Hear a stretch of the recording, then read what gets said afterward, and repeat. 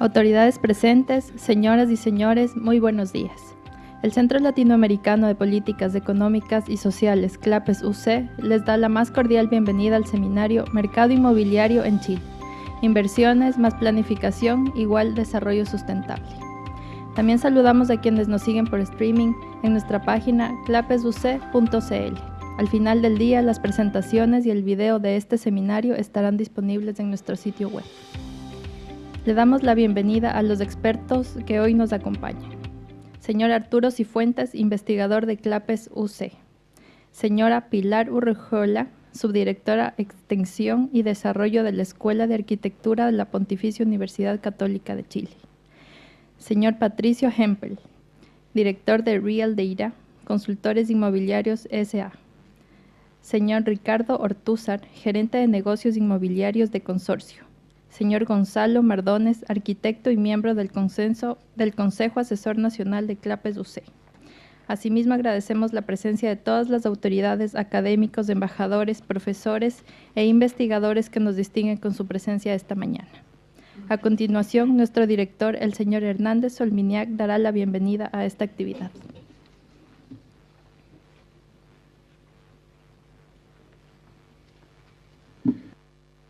Muy buenos días. La verdad que muy contento de poder estar en un nuevo seminario que hemos organizado en CLAPES y en esta oportunidad en el área de finanzas y sector inmobiliario.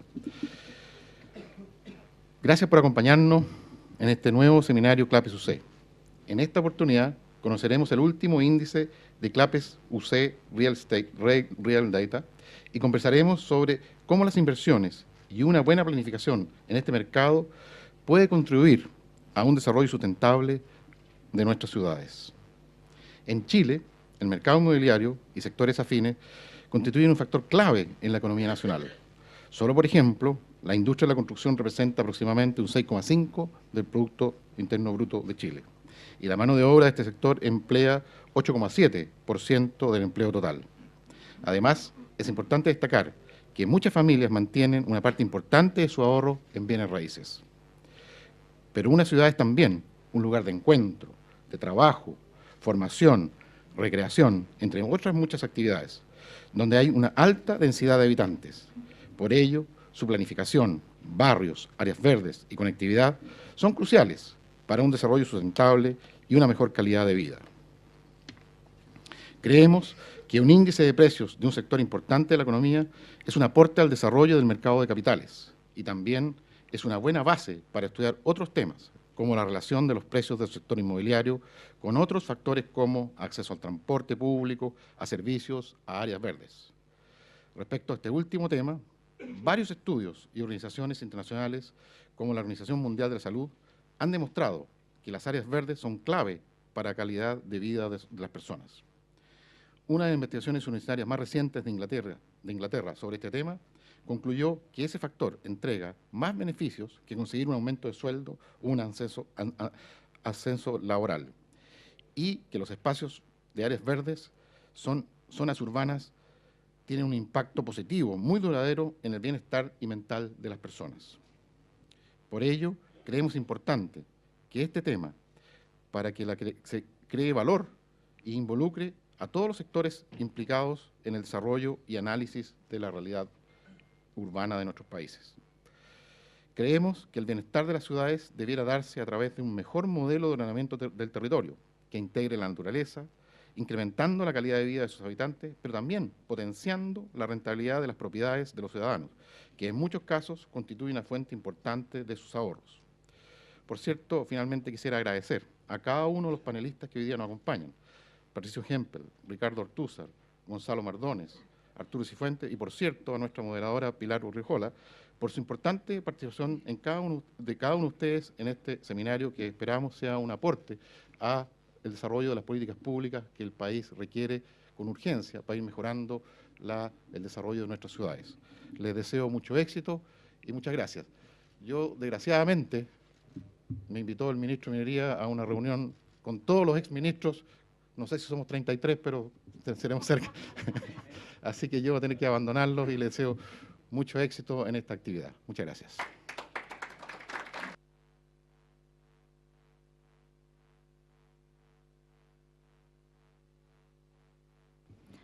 Ahora le daremos la palabra al señor Arturo Cifuentes, que presentará el índice inmobiliario CLAPES UC Real Data.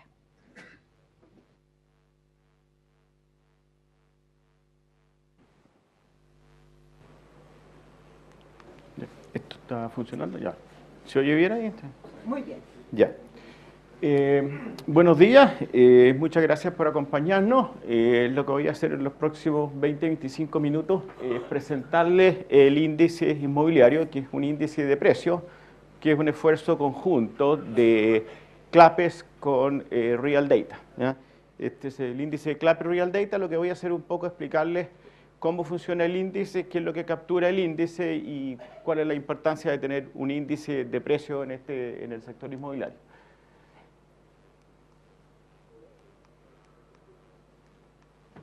Nunca he sido muy bueno con la tecnología. Ya, ahí está. ¿Por qué un índice de precio? Bueno, como Hernán explicó, el sector inmobiliario es un sector bastante importante de la economía chilena. Es como el 12% del PIB, una parte importante del empleo. Y si uno quiere mirar un mercado desde el punto de vista financiero, el dato más importante es qué está pasando con los precios en ese mercado. Ese es como el punto inicial de cualquier conversación sobre un mercado financiero. O sea, la información más básica que a uno le gustaría tener con respecto a un mercado financiero son los precios. ¿Qué pasa con los precios? ¿Están subiendo? ¿Están bajando? ¿Están estables? Entonces, en ese sentido, dado que el sector inmobiliario es un sector importante de la economía chilena, es bien importante tener una idea de lo que está pasando con los precios. Ahora, al tener una idea de lo que está pasando con los precios, bueno, eso facilita una serie de otras decisiones que uno puede tomar. Ahora, en esto quiero ser bastante enfático. Un índice de precios es un indicador que le dice a uno qué es lo que ha pasado con los precios hasta ese momento, es decir, desde el pasado hasta hoy día. El índice no es un predictor. No digo que el índice de CLAPES Real Data no sea un predictor. Los índices en general no son predictores. Uno los puede ocupar en colaboración y en conjunto con otros datos para hacer predicciones, pero eso es distinto. O sea, lo que el índice dice es qué ha pasado con los precios hasta el momento en que el índice se calcula. Ahora, ¿para qué sirve un índice? Esa es una pregunta que nos han hecho varias veces. Bueno, piensen ustedes, o sea, la gente normalmente habla del IPSA, habla del precio del cobre, etcétera, etcétera. El índice es importante por varios motivos. Primero, a los inversionistas los ayuda a tomar mejores decisiones. O sea, si uno sabe qué es lo que está pasando con un cierto sector del mercado, en cuanto a si los precios están subiendo o bajando, el índice da una idea importante. En el contexto inmobiliario también es importante las instituciones que otorgan crédito. Si uno es un banco o cualquier institución que otorgue préstamos inmobiliarios, es bueno saber qué está pasando con los precios, si están subiendo, si están bajando. Y también en términos de políticas públicas, digamos, el índice es un elemento importante en examinar qué está pasando con los precios en el contexto de inflación, desarrollo económico, oferta crediticia, etcétera, etcétera, ¿ya? Entonces, le insisto, lo más básico en cualquier sector, en cualquier mercado, para poder tener una conversación sobre la parte financiera. Yo me enfoco en la parte financiera, no me voy a meter aquí con áreas verdes ni ese tipo de cuestiones. Después viene eso en el panel, digamos, ¿ya? Yo me focalizo en la parte de los números, ¿ya? Entonces, si uno quiere entender lo que está pasando en un mercado desde el punto de vista de los números, hay que tener los precios. Eso es el primer ingrediente para tener una conversación racional. Ya. ¿Qué tiene que tener un índice para que sea útil, digamos? ¿Ya? Porque hay bastantes índices que a veces no son muy útiles, digamos. Lo primero, el primer requisito que un índice de precios tiene que tener, y en esto lo voy a recalcar hasta la majadería, porque es bien importante, un índice de precios tiene que estar basado en precios. Aquí en Chile hay que decir precios reales, porque la gente como que interpreta que hay otro tipo de precios. Bueno, todos los precios son únicos. El precio es el valor al cual en el mercado se transa un bien, punto. ¿Ya? Es decir, el índice tiene que estar basado en precios reales, en este caso son precios sacados de los conservadores de bienes raíces. El índice de precios no puede estar basado en tasaciones, ni en información sacada de portales de internet, ni en opiniones de expertos. Eso no tiene ninguna validez. O sea, lo único que vale en el contexto financiero son los precios. El resto es pura paja molida. Entonces, el primer ingrediente que es relevante acá es que este índice de precios está basado en precios de transacciones reales, no está basado en tasaciones ni en apreciaciones de carácter subjetivo. Lo otro que es importante de un índice es que tiene que ser transparente. Transparente, esta es una palabra que hoy día está de moda y se manosea mucho, pero para ser absolutamente claro, el índice tiene que estar basado en una metodología, no solo que sea racional, sino que además sea conocida. Es decir, que se entienda cómo se calcula, porque si no, no tiene ningún valor. Digamos, todos los índices de los mercados financieros que existen en el mundo y que son confiables y que la gente ocupa, están basados en una tecnología que sea transparente. Y lo otro es que el índice tiene que ser, digamos, si no gratis, al menos de acceso fácil, ¿ya? Un índice que hay que pagar $500 para poder usarlo no tiene ningún valor, no sirve para nada, ¿ya? El índice tiene que ser gratis y idealmente disponible a través de un sitio web o un portal electrónico, de manera que la gente lo pueda ocupar, digamos. Esa es la idea, ya no puede ser secreto. Este índice, que le insisto es gratis, ustedes lo pueden sacar si van al sitio web de CLAPES, al sector inmobiliario, ahí el índice se puede sacar, hay un Excel y ustedes lo pueden bajar. Pero básicamente el índice, hay un Excel, es gratis, ustedes lo pueden bajar y lo pueden ocupar para lo que quieran. El índice se va a actualizar permanentemente 4 veces al año. Ahora, le hago saber que en general no hay que pensar que los índices de precios solamente están disponibles en mercados grandes o más desarrollados. O sea, un dato interesante, por ejemplo, este índice del mercado de los vinos está disponible en Bloomberg, ustedes lo pueden ver, aquí está el código. Este es un índice de los vinos, ¿no es cierto?, que se transa en Londres. El índice está basado en una fórmula bastante precisa, que son las 5 cepas de los Bordeaux, y se ocupa en los últimos 10 años el precio de la caja que tiene 12 botellas de 750 centímetros, ¿ya? Eso se transa y el precio es, el índice es la mediana de estos 10 precios, de estos 50 precios, ¿ya? Ese índice, por ejemplo, del mercado del vino, ustedes lo pueden ver en Bloomberg, ¿ya? Da una indicación bastante clara de lo que está pasando con el mercado del vino. Por ejemplo. Ya, ahora, cuando uno tiene un índice, y nosotros no estamos todavía, digamos, pero el test más severo, y hay pocos índices en el mundo que lo satisfacen, es que existan productos derivados en función del índice. Eso significa que el mercado le crea al índice en el sentido que captura lo que está sucediendo en el mercado y que la gente confía en el cómputo, es decir, que no hay cosas raras detrás de los números. El índice más importante del mundo en ese sentido es el S&P 500, que es el índice del mercado accionario norteamericano. Digamos, decir índice accionario norteamericano es un poco, son acciones que se transan en Estados Unidos, pero es bastante internacional, porque si ustedes piensan, la mayoría de las empresas del S&P 500 tienen ingresos en todo el mundo, digamos, ¿ya? Entonces, en ese sentido, un índice bastante global. Hay opciones sobre el índice S&P 500, o sea, eso significa que la gente confía en cómo se calcula el índice. ¿Cómo se calcula el índice? Una metodología bastante clara. Si ustedes van al sitio web de Standard & Poor's, está cómo se calcula ahí, cuáles son las empresas, y cualquiera lo puede reproducir. O sea, si uno tiene alguna duda del cómputo. Ahora, lo que es ya más sofisticado, es como la segunda derivada, si ustedes quieren. En el caso del S&P 500 hay opciones sobre el VIX. El VIX es un parámetro que depende del S&P 500, que es la volatilidad del S&P 500. O sea, es como la segunda derivada. O sea, aquí tenemos opciones sobre el índice y opciones sobre un parámetro que se calcula en base al índice, ¿ya? Entonces, cuando un índice llega a ese nivel de aceptación, eso ya es un buen índice en cuanto a la aceptación y popularidad que ha tenido. Ahora, ¿cuál es el problema con el mercado inmobiliario? Bueno, no debería decir el problema. ¿Qué es lo que hace complejo desarrollar un índice del mercado inmobiliario? El problema es que el mercado inmobiliario es un mercado en que todos los bienes son heterogéneos. Tienen algunas cosas en común, pero son todos distintos. O sea, por ejemplo, si yo quiero saber qué pasa con el mercado del cobre, es bien fácil, ¿no es cierto? Yo miro el precio de la libra de cobre hoy día, el precio de la libra de cobre el año pasado y puedo calcular fácilmente cuánto cambia. Una libra de cobre hoy día es lo mismo que el año pasado, o es lo mismo que en Estados Unidos, en Europa o en África, es básicamente lo mismo. En el caso del mercado inmobiliario, si bien es cierto estamos hablando de casa o departamentos, todas son distintas, son todos bienes heterogéneos. Entonces, de alguna manera, yo tengo que arreglármelas para capturar en forma representativa un montón de bienes que son heterogéneos. Si bien es cierto, tienen algunas cosas en común. Entonces, el desafío del índice es poder capturar en manera representativa lo principal de un mercado que es esencialmente heterogéneo.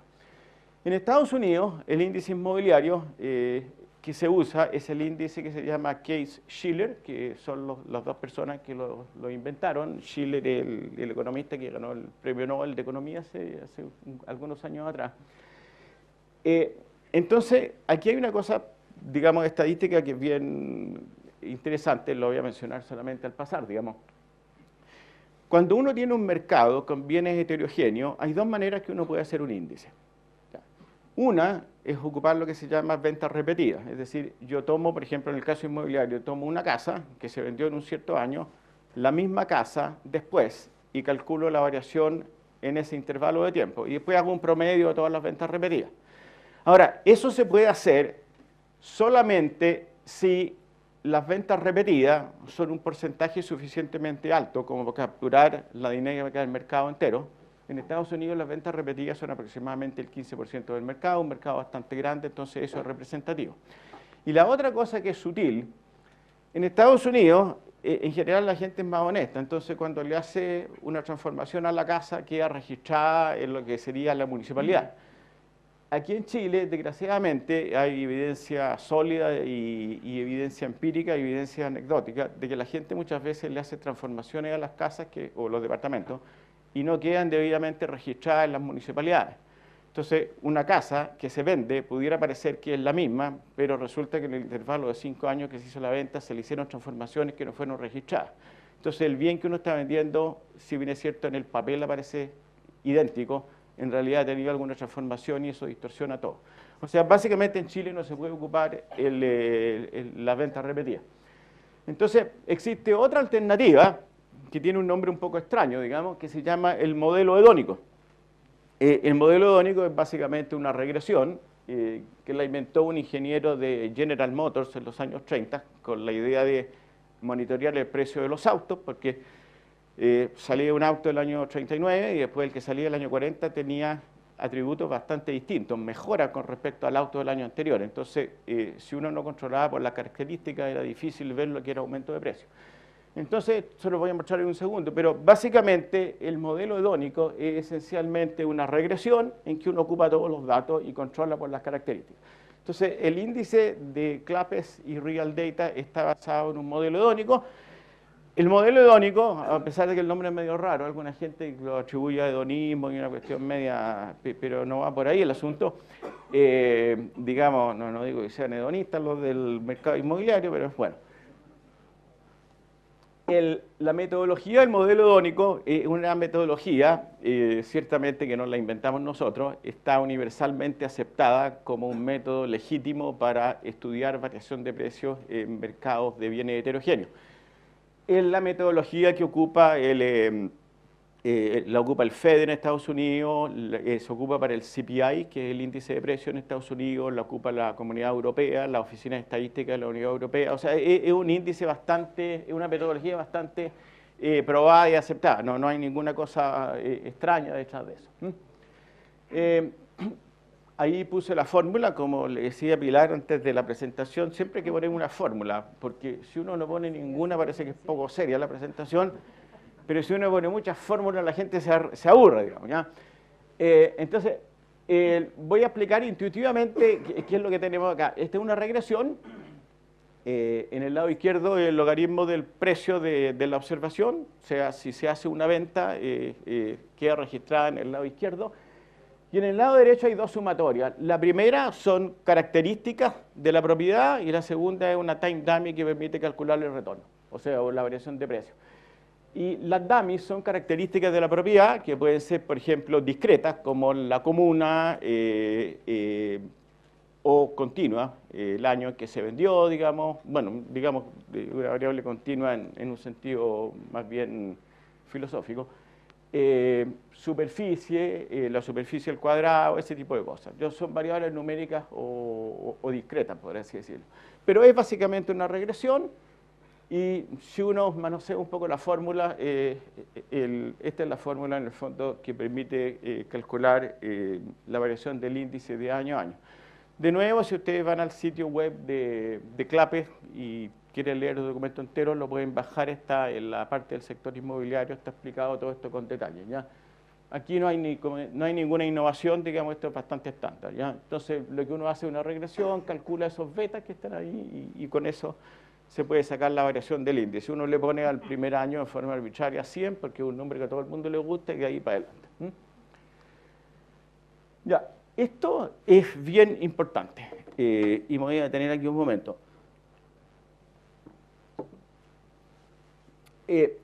Casa y departamento son distintos, en el sentido de que la dinámica de esos dos mercados es distinta, ¿ya? El índice nuestro es un índice de propiedades usadas, y hemos separado las casas y los departamentos porque, como les decía, son cosas un poco distintas. Tienen similaridades, pero son distintas. Entonces, ¿qué significa esto? En el caso de los departamentos, las variables que permiten explicar la variación de precio, evidentemente la superficie construida, ¿no es cierto? Pero la superficie construida al cuadrado es una variable relevante, por supuesto, el año de la construcción y la ubicación. La superficie al cuadrado es importante, es por eso que hablar de UF por metro cuadrado no funciona, uno tiene que considerar más variables. La superficie al cuadrado es importante porque, si ustedes piensan en una propiedad, si un departamento va aumentando de tamaño, el precio aumenta, pero las contribuciones son cada vez menos importantes, ¿no es cierto? Aumentarle en un metro cuadrado a un departamento de 50 tiene una influencia en el precio mucho mayor que en un departamento de 500 metros cuadrados, agregar los metros más cuadrados. Los rendimientos son decrecientes. Entonces, estas son las variables que en el caso de los departamentos explican el precio. En el caso de las casas, más o menos lo mismo. Aquí una cosa interesante, el tamaño de la casa en proporción, o sea, la construcción en relación con el terreno. Eso también es otra variable importante. La superficie del terreno al cuadrado es importante, y la superficie construida al cuadrado también. Entonces, estas son todas las variables, y las comunas también. Entonces, el índice de CLAPES y Real Data básicamente son 10 índices.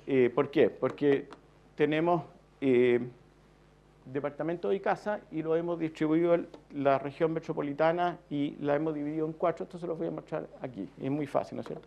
Tenemos casa y departamento. Entonces, tenemos un índice que es la región metropolitana entera, todas las comunas, y después es la división típica de Santiago, ¿no es cierto?, en esos 4 cuadrantes, y tenemos un índice para cada una de estas secciones.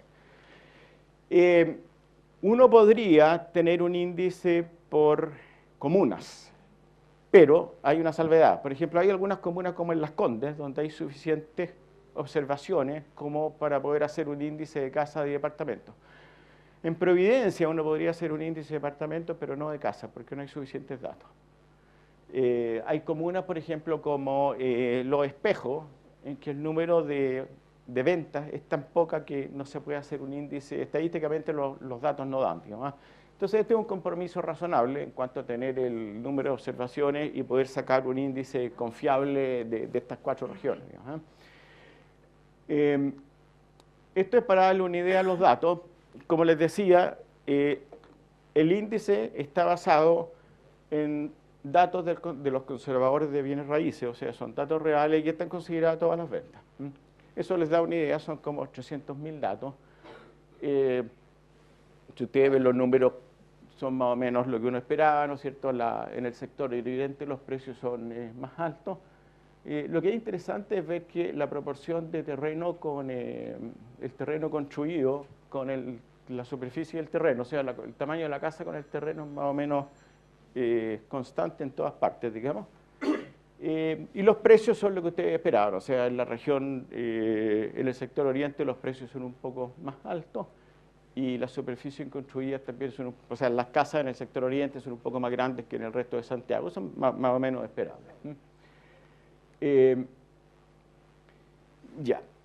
Esto también es interesante. En el caso de los departamentos, esas tres variables son las que explican el precio, son las más importantes, por así decirlo. Y la comuna, por supuesto, ¿no? La superficie construida al cuadrado es negativa, por lo que yo les explicaba, porque hay rendimientos decrecientes, o sea, y si alguno de ustedes toma un curso de estadística en algún momento y se acuerda, los R cuadrados son altos, lo cual es bueno, ¿no? Dejémoslo ahí, no vamos a entrar en ese detalle, pero lo pueden ver en el documento que pueden sacar del sitio web. En el caso de las casas también, todas estas variables son importantes. La superficie del cuadrado, el cociente entre la superficie construida y la superficie del terreno. Evidentemente, esto es interesante, lambda, que es una letra griega, digamos, el cociente entre la superficie construida y el terreno, por supuesto, tiene que ser menor de 1, ¿no es cierto? Bueno, podría ser mayor de 1 si la casa tiene 2 pisos y es más, tiene más construido, pero en general, mientras más grande el lambda es más negativo, ¿no es cierto? Porque significa que la casa es más grande con relación al terreno. O sea, y los R cuadrados también son bastante razonables. Ya, esto aquí, esta es la parte, ¿no es cierto?, que probablemente les interesaba más a ustedes, digamos. Esta es a ver, este es el índice de casa. Aquí sucede una cosa curiosa. Bueno, básicamente estos índices son en UF, ¿ya? O sea, aquí no hay inflación, o sea, es aumento real y básicamente estamos mirando 10 años. Entonces, la línea de más arriba, que es la roja, esta de acá, este es el sector oriente, o sea, es interesante ver que las casas en el sector oriente básicamente se han duplicado de precio en los últimos 10 años en UF, lo cual es bastante. Y en el resto de Santiago ha sido todo más o menos igual. Entonces no hay ninguna diferencia, digamos, de aumento de precio en las otras comunas. Y aquí se produce, bueno, en el año 2011, es como que esta cuestión se produce aquí el desacoplamiento de la zona oriente con el resto. Bueno, Ricardo es más experto inmobiliario, podrá interpretar aquí por qué se produce Pero bueno, yo muestro los números, no cuento ninguna motivación de detalle de los números, eso es para los expertos, ¿ya? Pero es interesante ver que aquí el sector oriente se desacopla del resto del sector inmobiliario. Ahora, en el caso de los departamentos, es bien interesante porque, de nuevo, la línea de más arriba es la del sector oriente, la negra es la región metropolitana entera, y aquí se ve que en las cuatro, o sea, la diferencia en términos del aumento de precio en estas 4 áreas que yo les mostré es bastante distinta. Fíjense que en las casas era más o menos igual. Aquí se produce también esta separación, pero son bastante distintos. O sea, la evolución del precio de las casas es bien distinto, perdón, de los departamentos es bien distinto según la región de Santiago. Esto es interesante, les insisto, estos son precios en UF, o sea, aquí estamos sacando la inflación.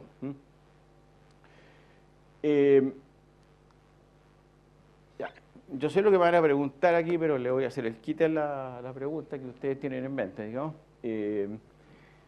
Lo que quiero mostrar aquí son 2 cosas. El IMASEC, ustedes pueden básicamente el crecimiento de la economía y el mercado inmobiliario. Entonces estas cosas más o menos van más o menos juntas hasta acá y aquí se separa. O sea, ustedes ven que el precio de las casas o los departamentos sube bastante más que el IMASEC o el IMACOM. Ahí se ve una separación importante que estoy seguro los expertos inmobiliarios podrán explicar eso. El único dato que les quiero decir es que nos estamos aproximando a septiembre, que es el 10º aniversario de la caída de Lehman Brothers. Si ustedes los que son más viejos se deben acordar, digo. La crisis subprime fue una crisis básicamente del mercado inmobiliario, dejando de lado todos los otros detalles. los 10 años anteriores a la crisis subprime, la economía de Estados Unidos creció más o menos al 2,5% y los precios de las casas más o menos al 5% al año. Eso es para darle una idea, ¿no? Entonces, la pregunta que uno se hace aquí, bueno, ¿hasta cuándo puede seguir esta cuestión en que la economía crece a un cierto nivel y los precios de las casas crecen a otro nivel? Hay un teorema bien básico que dice que cuando una cosa no puede seguir por sécula seculorum, así por siempre, en algún momento tiene que parar. Esa es más o menos la historia. Esto es lo que les decía aquí, ¿no es cierto? Por ejemplo, los últimos 10 años las casas se han valorizado al 5% al año en general en términos reales. En UF la economía ha crecido un poco menos. Ya, esto aquí me voy a detener un poco porque esto es una cuestión importante que lo quiero enfatizar. O sea, cuando uno hace un índice, uno tiene, esto suena un poco técnico, pero es importante darle atención. Cuando uno desarrolla un índice de bienes heterogéneos, que en este caso hay que controlar, lo que en estadística se llama controlar por todas las variables que explican la variación del índice. En el sector inmobiliario, que es lo que hemos hecho acá, hemos considerado la superficie al cuadrado, el año de la venta, el cociente construido dividido por el tamaño del terreno, ese tipo de cosas. En Chile es muy común, y particularmente entre los corredores de propiedades, de hablar del precio de la UF por metro cuadrado, es decir, que ha subido o que ha bajado. Ya, eso no funciona. Y les voy a explicar aquí por qué ese es un indicador bastante malo de lo que está pasando en el mercado. Y esto es bien interesante. Ustedes lo que ven acá, este es un ejemplo con los departamentos, ¿no es cierto? La línea azul es el índice de precio basado en el modelo hedónico, en el modelo hedónico que les acabo de explicar. La línea roja, que tal vez no se pueda distinguir aquí un poco, pero es simplemente el cálculo de la UF por metro cuadrado. Es decir, lo que yo hago, considero todos los precios, o sea, considero los precios, divido por la superficie y después saco un promedio y no me preocupo de ninguna otra cosa. Entonces, esto es interesante porque demuestra cuán imperfecto es el cálculo de la UF por metro cuadrado y cuán peligroso es. Si ustedes se fijan, el rojo, que es la UF por metro cuadrado, los cambios son mucho más violentos, pero algunas veces el error en el rojo es por exceso y otras veces es por defecto. Entonces eso es bastante peligroso, porque si uno tiene un indicador en que siempre el error es para el mismo lado, uno lo puede corregir fácilmente, ¿no es cierto? Uno sabe que está sobreestimando o subestimando. El peligro de la UF por metro cuadrado es que a veces el error es por exceso y a veces es por defecto. Y es difícil saber eso. Ahora, estadísticamente es muy fácil, ¿no es cierto? Porque voy a volver acá.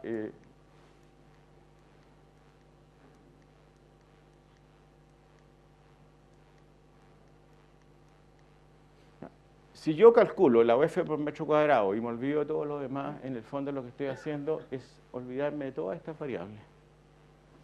Y esas variables tienen un valor explicativo bastante grande, ¿ya? Entonces, cuando vean ustedes en el diario UF por metro cuadrado, no saquen mejor los datos del sitio web de CLAPES, que son más confiables. Esa es la idea, ¿no? A los periodistas les encanta la UF por metro cuadrado, pero... Ya, entonces, con esto, a ver, ¿en qué estamos en este momento? Este índice que le acabo de presentar, el índice de Clapper Real Data, primero está basado, primero es en UF, o sea, la inflación no está, saca la inflación. La idea nuestra, el índice va a salir 4 veces al año, cada trimestre, y como les digo, está disponible en el sitio web. ¿Qué tenemos a futuro? Digamos, una de las cosas que tenemos pensado en los próximos 2 meses, ya estamos trabajando con Patricio en eso, es sacar un índice de oficina. El mercado de oficina, como ustedes sospechan, es un mercado bastante distinto al mercado residencial, entonces la segunda etapa de este proyecto es sacar un índice de oficina. Lo otro que es interesante es, como les decía yo, un índice per se no es un predictor. Sin perjuicio de que uno, individualmente, pueda ocupar ese índice en colaboración o en conjunto con otros parámetros que sean relevantes, que uno considere relevante para hacer predicciones, qué sé yo, con el IMASEC, desempleo, oferta crediticia, etcétera, etcétera, ¿ya? Por supuesto, bueno, siempre se critica que la gente de regiones que uno no les da importancia, digamos, pero bueno, tal vez más adelante podamos sacar un índice de regiones, pero lo que tenemos en este momento pensado es continuar con este índice que yo les decía, es un índice que va a sacar en forma regular, va a salir cada 3 meses, trimestral, y el índice de oficina posiblemente yo creo que va a ser semestral, porque para poder hacer una regresión confiable uno tiene que tener un número de datos bastante alto. Ya en el mercado de la oficina se hacen menos transacciones que las que se hacen en el mercado inmobiliario. Entonces, con esto quiero terminar. Lo único que quiero enfatizarles, digamos, ojalá que empiecen a usar el índice ustedes como un referente válido de este mercado. Como les decía, este índice tiene 3 características importantes. La primera es que está basado en precios reales, lo cual es importante, no está basado en tasaciones ni en información de portales inmobiliarios. El segundo, y esto también es importante, está basado en una tecnología que es transparente. La metodología del índice es bastante clara, es una metodología que no la inventamos nosotros, está universalmente probada en muchas cosas. Y lo tercero es que el índice es gratis, ¿ya? Gente que quiere educación gratis, salud gratis, bueno, nosotros estamos por índice inmobiliario gratis. El índice se puede sacar fácilmente sin pagar un peso del sitio web de CLAPI, así que se puede usar. Yo creo que es un buen producto, ojalá que ustedes lo puedan usar, digamos, me parece que es un aporte importante, digamos. Si el ministro Varela estuviera aquí diría que este índice es un campeón. Yo creo que es que tiene 3, ¿no es cierto? Le gusta el número 3, le gusta mucho. Este es gratis, es transparente y está basado en precios, digamos. Entonces, con esto creo que voy a terminar. No sé si hay alguien que tenga un par de preguntas antes del panel, digamos, pero esa es básicamente la metodología del índice, la motivación, y espero que ustedes lo empiecen a usar porque creo que es un referente válido del mercado inmobiliario chileno. Muchas gracias. Si tienen alguna pregunta o...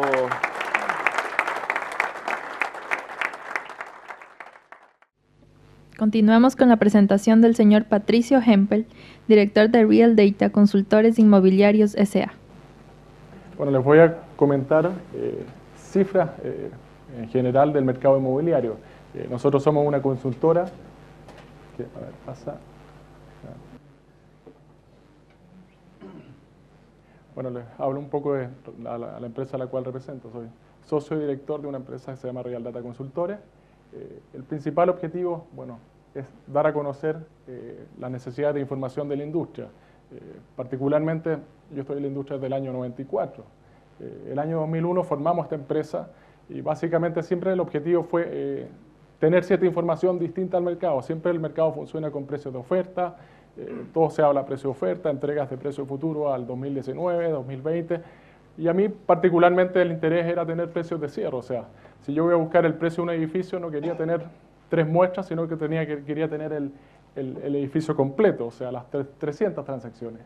Lo que hicimos fue ampliar el análisis a 50 ciudades, o sea, desde el año 2007 estamos analizando los conservadores de 50 ciudades en Chile, o sea, imagínense la cantidad de información que puede salir después de la relación con CLAPI, o sea, pueden salir un montón de ciudades. En la región metropolitana analizamos el mercado desde el año 2001. También son precios reales, es un montón de información. Aquí analizamos, Arturo habló de 400.000 transacciones. Imagínense si nos vamos al 2001 o nos vamos a la crisis del 98, que tampoco no hay cierta información. Aquí un poco la frase, un poco lo que nos mueve analizar el mercado. O sea, el conservador de bienes raíces permite conocer valores, permite conocer la historia de la vivienda. Y eso yo creo es lo que a uno le mueve a tratar de entender cómo han evolucionado los precios en el tiempo. Obviamente la información que ocupamos es a favor de los inversionistas y tratar de analizar la demanda lo mejor posible. Aquí ciertas cifras del mercado de la vivienda a nivel nacional. Siempre escuchamos cifras del mercado de vivienda nueva, que se venden 80.000 viviendas, que este año es récord, etc. Pero hay un mercado de vivienda usada que es súper estable, y que si no estuviera yo creo que los aumentos de plusvalía habrían sido mucho mayores. En Chile hemos calculado el año 2017 que se venden alrededor de 155.000 viviendas entre la vivienda nueva y usada. Obviamente estas son las 50 ciudades que analizamos, generando ingresos por 440 millones de UF. O sea, los montos que estamos hablando son bastante altos. La vivienda usada representa el 42% de las transacciones, tanto a nivel en unidades como UF. Cifras que le voy a dar ahora es de la región metropolitana y a nivel nacional representan el 54% de las ventas en términos de unidades y el 65% en UF. Voy a comparar cifras entre el año 2007 y el año 2017, un poco para entender este índice que estamos desarrollando. O sea, el año 2007 en la región metropolitana vendíamos 72.000 viviendas. El año 2017 vendíamos 85.000 viviendas. Estos son cifras entre vivienda nueva y vivienda usada. La región metropolitana tiene, no sé, 2.400.000 viviendas. O sea, son cifras bastante altas que año a año van obviamente generando precios. El año 2007 la vivienda usada representaba el 41% y el año 2017 el 44%. El año 2007 la vivienda nueva representaba el 59% y el año 2017 el 56%. Y aquí es donde hay que pararse un poco el tema. La demanda se ha orientado en los últimos 10 años hacia departamentos. Después vamos a ver que las subidas de precios han afectado el tamaño de la superficie de la vivienda. El 2007 el 49% de la demanda de viviendas eran casas y el 2017 solo el 36%. El 2007 el 51% de la demanda de vivienda en la región metropolitana eran departamentos y el 2017 64%. O sea, aumentamos 13% en un periodo de 10 años. En términos de volumen, vimos que el 2007 aumentamos un 18% en unidades y en términos de UF, bueno, el aumento es de 80%, o sea, estamos hablando de 290 millones de UF el 2017 y el 2007 161 millones de UF. Voy a pasar a la otra. Espérate. Aquí les voy a hablar solamente de vivienda usada, que es lo que está armado el índice. Siempre nos interesa la segunda transferencia. Yo creo que la primera transferencia es el precio, uno es tomador de precios, y siempre nos interesa la segunda transferencia, que es un precio más libre. Yo elijo el precio, es más negociable. La primera transferencia creemos que es un precio que yo soy tomador de precios y no tengo mucha opción. El mercado de la vivienda usada, bueno, el año 2007 era casi 30.000 viviendas y el año 2017 38.000 viviendas, o sea, una variación del 26%. ¿Cómo se estructuraba este mercado de vivienda? Era 65% de la demanda eran casas y el 2017 el 51% de la demanda eran casas. El 2007 el 35% de la demanda eran departamentos y el 2017 un 49%. Y aquí la cifra más importante.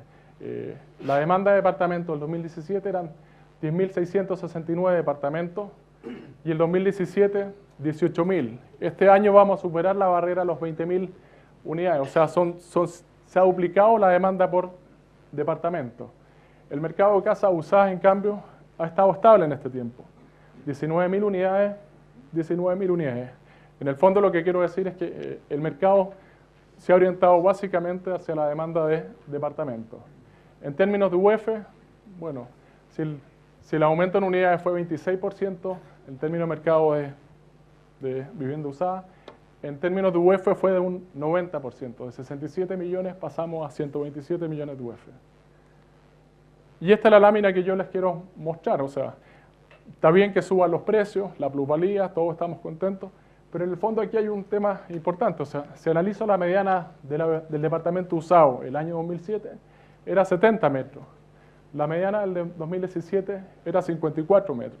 O sea, hay un 22% en que la superficie, o sea, estos aumentos de precios los hemos obviamente absorbido mediante comprando menos superficie. Y este tema es clave, obviamente, estamos viviendo en viviendas más chicas por un montón de... No todo se lo puedo dar hacia el tema plusvalía. Hay un tema de cambio en el tamaño de hogar, los hogares unipersonales son mucho mayores, pero es un dato para tomar en cuenta, porque esta subida de precio también puede deberse a que obviamente estemos tomando ese tipo de superficie que vale más en el fondo. La casa tipo también se ha ajustado. Si el año 2007 valía 1.183 UF, el año 2017 la mediana era 1.688 UF. O sea, subió un 42%. ¿Cómo se ha ajustado la casa? También reduciendo superficie, un 14%. Pasamos de 78 metros a 67 metros. Pero la casa también se ha ajustado en terreno. Pasamos de 169 metros a 147 metros. O sea, 13% menos lo que hemos tenido que pagar por estos aumentos de precio de 42%. Aquí les voy a dar algunos ejemplos de cómo ha impactado esta subida de precio en las distintas comunas. En general, las comunas de mayores ingresos, el impacto ha sido mucho menor, o sea, las reducciones de superficie han sido mucho menor que las comunas de más bajos ingresos. Si en Las Condes el departamento tipo valía 2.909 UF, el año 2017 valía 5.900 UF, o sea, subió un 102%. ¿Cómo se ajustó el mercado? Bajando un 9% de la superficie, de 91 a 84. Pero si me voy a comunas como Santiago Centro, bueno, si valía 1.100 UF y 1.896, en cambio la superficie cayó de 56 a 43 metros, 23%. Y aquí están las caídas en cada una de las comunas, o sea, en Santiago cayó un 23%, en La Florida un 15%, San Miguel un 15%, pero en ciertas comunas, Vitacura subió un 9%, Las Condes bajó un 9%, Providencia bajó un 6%, Ñuñoa bajó un 4%, o sea, el impacto de la subida de precios ha sido distinto dependiendo de la comuna. Para el tema de casa usada, vimos que cayó la superficie de la vivienda un 14%. También los impactos han sido distintos. Obviamente los ajustes en casa tipo, 54 metros en la mediana en Maipú, 54 metros, y la superficie de terreno han caído 4%. En La Florida, los metros cuadrados cayeron menos 2% y la superficie de terreno menos 1%. O sea, prácticamente las superficies han caído muy poco. Salvo en comunas, no tengo la cifra, pero en Peñalolén, por ejemplo, cayó un 10%. Aquí les voy a mostrar un poco lo que estaba hablando. O sea, el 2007, los rangos de superficie de las viviendas usadas compradas, el 17% eran viviendas bajo 50 metros. El año 2017, el 42% son viviendas bajo 50 metros. Las viviendas sobre 140 metros, si aquí era 4,8%, bueno, el 2017 era mucho menor. O sea, estamos comprando viviendas por X motivo de menor superficie. En el caso de casas usadas también, obviamente es menor la magnitud. Si el 2017 compramos el 19% menor a 50 metros, el 2017 era un 27%. Y en términos de precio, de rango de UF, el 2007, este es un tema bastante importante para las viviendas de más bajo valor. El 23% de los departamentos eran departamentos bajo 1.000 UF y el 2017 solo el 18%. Obviamente el término de valores sobre las 10.000 UF ha aumentado el año 2017. Para el rango de casa usada, lo mismo, o sea, había un mercado de 41% del mercado de viviendas bajo 1.000 UF, el año 2017 era solo el 24%. En cambio, las viviendas sobre 10.000 UF era un 8,4% el 2017. Y por último, una última lámina que es el mercado de vivienda usada, ¿cómo viene? Esto es lo que Real Data trata de ir monitoreando en todas las 50 ciudades, que es obviamente tratar de entender las curvas, las caídas. El índice refleja, vimos ciertas caídas el 2009, vimos ciertas caídas el 2016, y eso se debe a que el comportamiento de la demanda ha sido distinta. Hubo un ajuste importante de demanda en el 2009, hubo un ajuste en el 2016, y el índice, por suerte, refleja todas esas. Rebota, obviamente, y vuelve a subir los precios. En el primer trimestre del 2018, que son las últimas cifras, tenemos aumentos de venta de unidades del mercado usado de 13,7% y en términos de UF, 17,4%. O sea, Hubo una bajada importante el año 2016 y el año 2018 volvemos a subir, o sea, el mercado vuelve a retomar fuerza. Estas son algún tipo de información que obviamente la empresa posee y que trata de entender los mercados de Arica a Punta Arenas. Eso es un poco lo que les quería mostrar. Cualquier duda, si tienen de mercado, bueno, nos consultan. Eso es todo. Muchas gracias.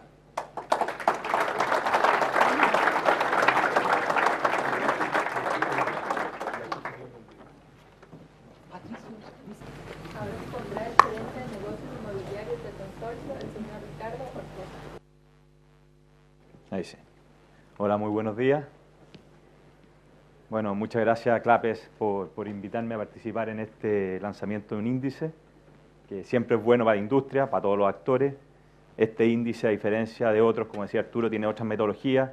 Existe el índice de sala de venta, el índice de encuesta que ocupa la Cámara Chilena, el índice también del Banco Central, que además de lo que dijo Arturo, también yo le veo que tiene otro inconveniente, que agarra transacciones de operaciones que se cerraron hace 12 meses atrás, 24 meses atrás, porque se fija mucho en vivienda nueva y son promesas que se firmaron en el caso de las casas 12 meses, en el caso de los departamentos hasta 18, 36 meses atrás. O sea, refleja precios de bastante tiempo de anticipación.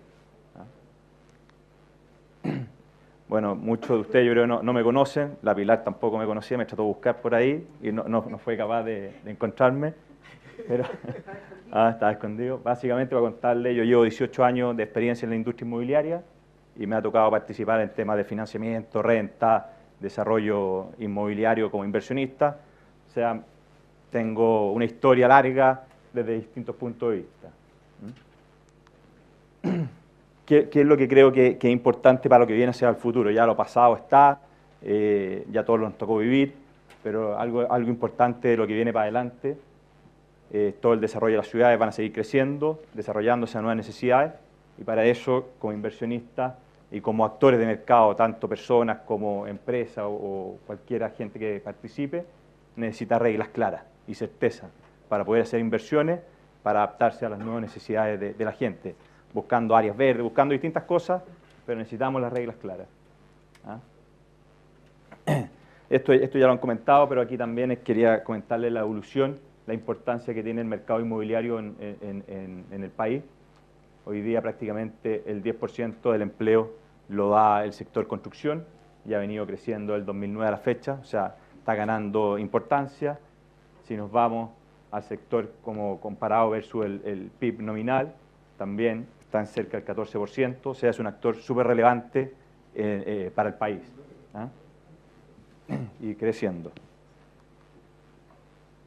¿Y qué se traduce esto? Tenemos un mercado inmobiliario muy fuerte en lo que es viviendas habitacionales. Son más de 6 millones de unidades de vivienda a lo largo de todo el país. Tenemos más en Santiago, principalmente, mercado oficina. Tenemos más de 4.400.000 metros cuadrados de oficina. Se ha venido desarrollando y va a seguir desarrollándose. Somos un país que estamos pasando, o ya llevamos un periodo de transición importante hacia una economía más de servicio, y va a seguir demandando más metros cuadrados de oficina. O sea, muy bueno que se saque este índice para el mercado de oficina, porque veo que aquí va a seguir desarrollándose fuerte.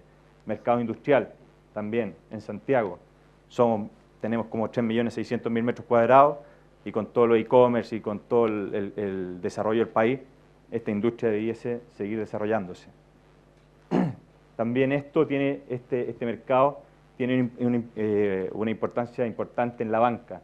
Hoy día representa el 29% de las colocaciones del sistema financiero bancario, son a la colocación al mercado de vivienda.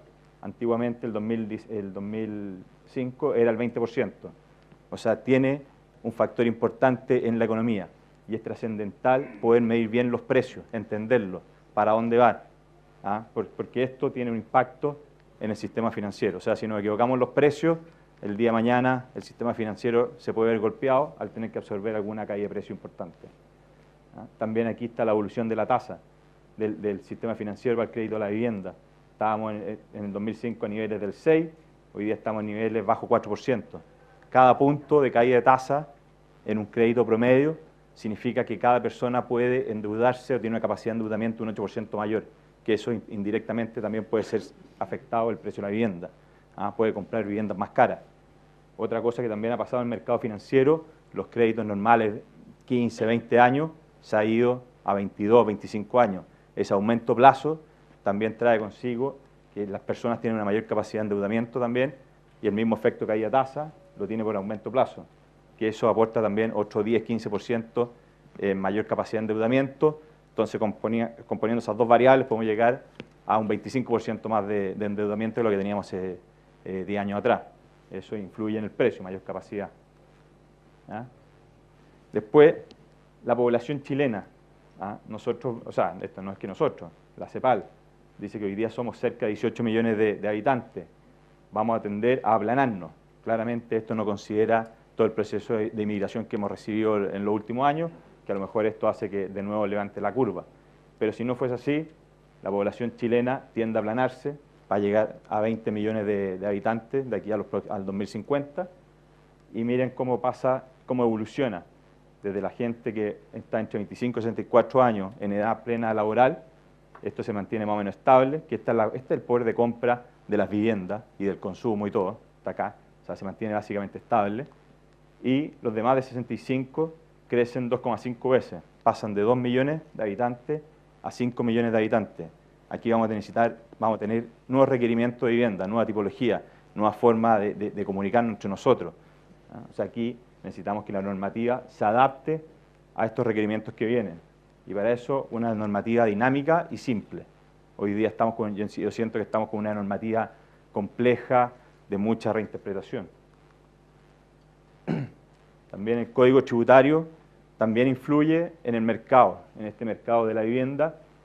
¿Por qué? Bueno, en la última reforma se complejizó, ¿ya? Y eso afecta a todos, incluso a las personas naturales.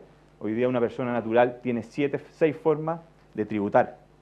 O sea, para vender una vivienda, tiene que contratar a un consultor para que le diga bajo qué metodología tiene que tributar.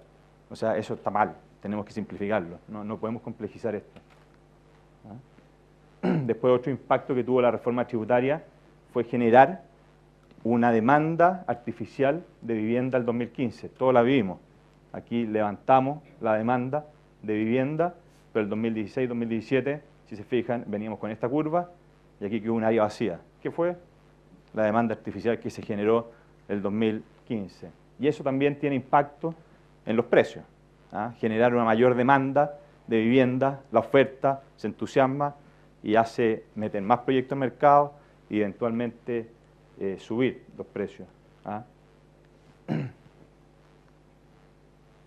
También, por lo que decía el tema normativo, bueno, aquí tenemos un arquitecto, estamos cada día, antes era un sistema más administrativo, que más o menos teníamos las reglas claras, tenía sus problemas, sus tiempos de respuesta, no eran los adecuados, pero hoy día nos hemos ido a un sistema mucho más judicial y incerteza jurídica. O sea, hoy día estamos llenos de casos en donde se están cuestionando los permisos y eso afecta a la industria y también encarece la industria. El inversionista hoy día le va a exigir más a un proyecto para poder entrar, dado esta judicialización que está teniendo. O sea, esto también puede influir en los precios y la economía no necesariamente lo va a soportar esa subida de precios. Entonces ahí podemos tener algún problema. Antiguamente el Estado, yo le digo que es socio de todos nosotros. Antiguamente el Estado era un socio de un 17% del proyecto, hoy día el Estado es un socio con un 27% del proyecto. Eso también encarece al otro socio, que es el que gestiona, encarece también porque él quiere recibir más o menos lo mismo que recibía antes. Y eso también es una presión de precios en forma artificial. Y esto genera incertidumbre en toda la cadena de inversión. Para el inversionista, que dado toda esta judicialización de casos, le va a exigir más al sistema financiero, que va a pedir más garantías o no se va a atrever a financiar los proyectos, lo que puede traer consigo un rezago en la inversión. Y al usuario final, no sé si fijaron acá, salió que en la comuna de Ñuñoa, la Corte de Apelaciones, si mal no recuerdo, instruyó a la municipalidad, un edificio que ya está recibido, vendido al usuario final, haga lo que sea necesario. Tampoco especificó qué era lo que había que hacer, pero haga lo que sea necesario. Imagínense ese usuario final que compró su vivienda, si el día de mañana quiere salir a vender esa vivienda. Claramente el mercado lo va a castigar. Le va a decir, ya no vale 5.000, vale bastante menos.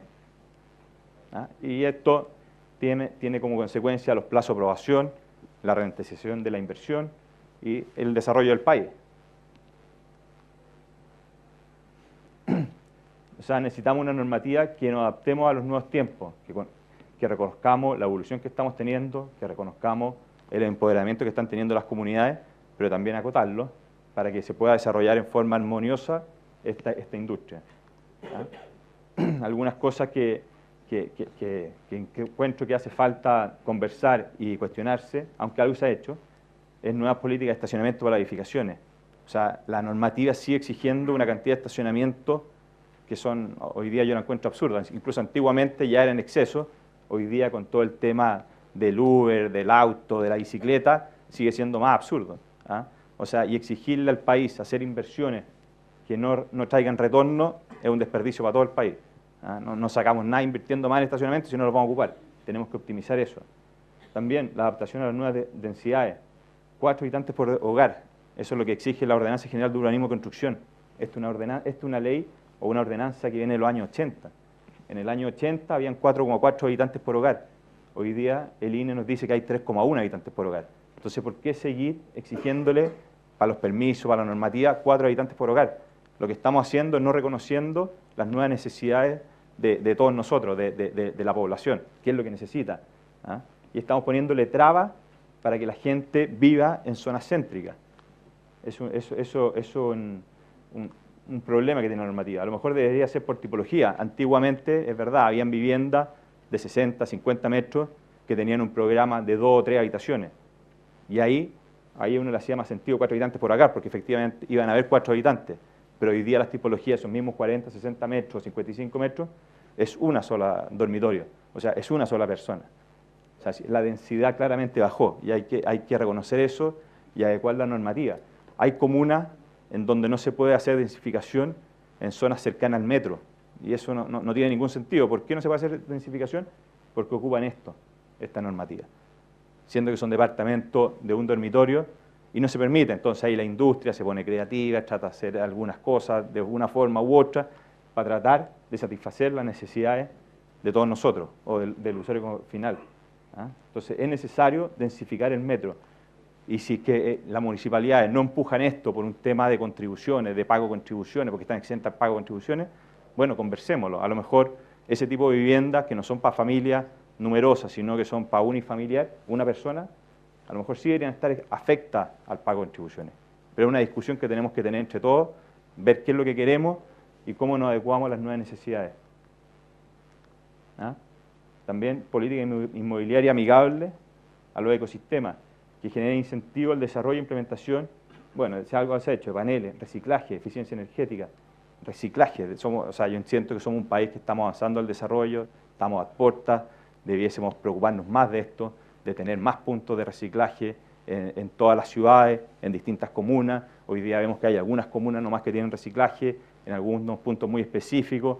Debería estar más distribuido y hacer incentivo a la inversión en esto, con extensiones tributarias, no sé, pero deberíamos incentivar más el tema del reciclaje, de ser un país moderno, y nos preocupa, y también de repente uno le llama la atención, esto estoy reciclando, ¿llega realmente, se recicla o va a un basural común? También deberíamos hacerle un seguimiento a lo que hacemos con nuestros residuos. Generación de jardines urbanos, bueno, lo que comentaban por ahí, que es muy importante el tema de la calidad de vida, la relación con las áreas verdes. Cómo generar más incentivos a los jardines urbanos, a los jardines en la azotea, distintos jardines que se pueden implementar. Y también integración con el adulto mayor, lo que les comenté, el tema demográfico, viene una demanda importante de personas mayores de 65 años. ¿Qué tenemos que hacer con ese tema?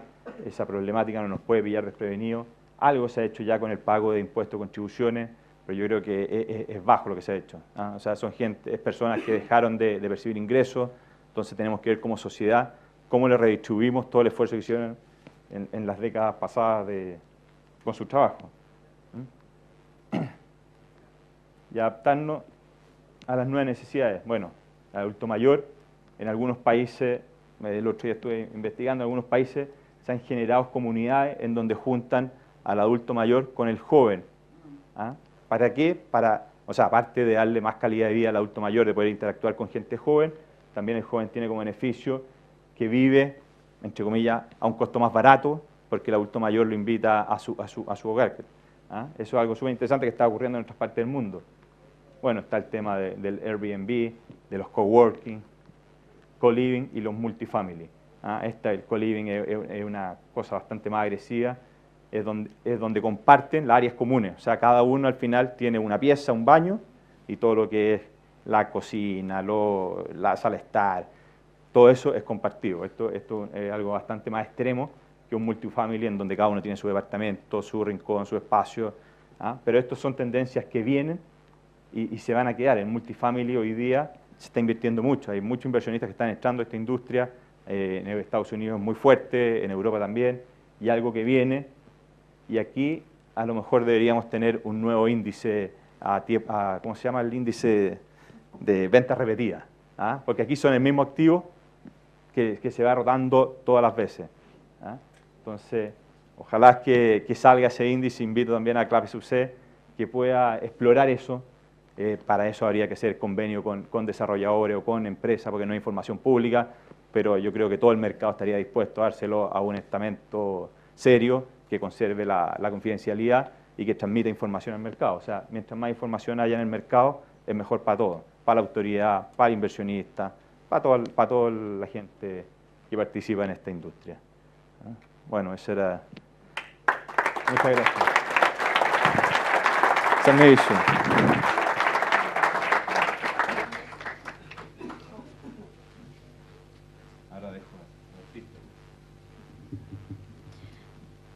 Gracias. Ahora damos la palabra al señor Gonzalo Mordones, destacado arquitecto y miembro del Consejo Asesor Nacional de CLAPES UC.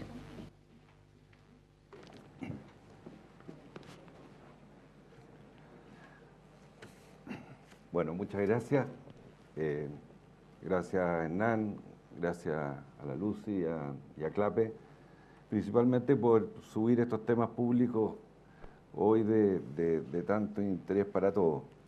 En estos cortos minutos, mi intención va a ser poder conmoverlos, no sé si podré, sobre algunos aspectos de nuestras ciudades que son propios, como lo hemos visto en esta mesa de interdisciplina, de economistas, de abogados, de emprendedores, de inmobiliarios, pero también de nosotros los arquitectos.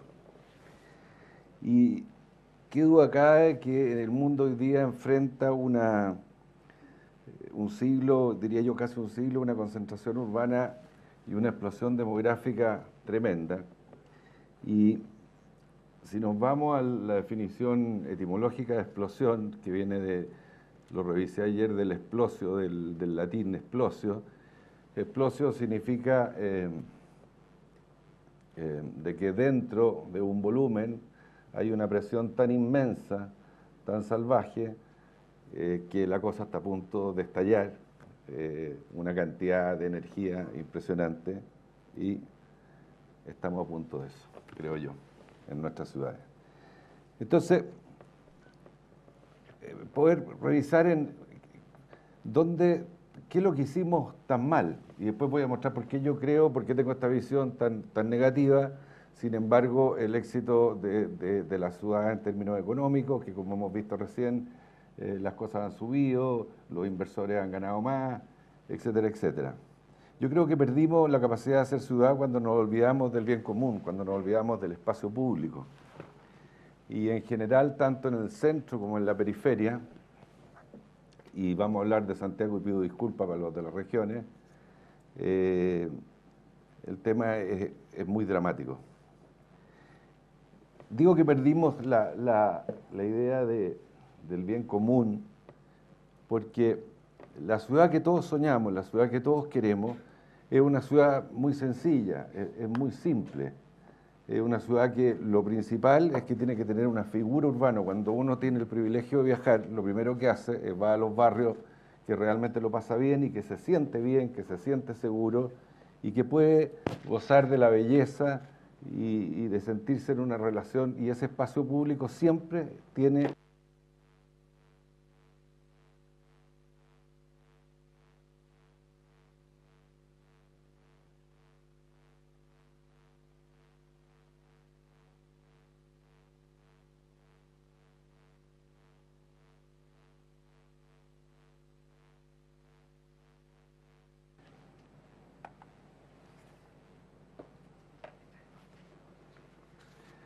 Entonces, estamos en el tema de la figura urbana. En general, si uno ve la ciudad que sueña, la ciudad que yo creo que todos queremos, es una ciudad que decía yo que es muy simple porque siempre la importancia está en el bien común, en el espacio público. Ahí, por ahí digo, cada calle, cada plaza, cada bulevar, cada parque requiere de una relación con el volumen construido que es precisa. Aquí vemos, por ejemplo, un ejemplo para mí maravilloso de una relación griega, una relación proporcional maravillosa del vacío, que está en proporción áurea, en la diagonal, digamos, del cuadrado, la proyección de la diagonal. Por lo tanto, el sistema de la edificación crea un vacío perfecto que permite muchas cosas y gozar de ese espacio.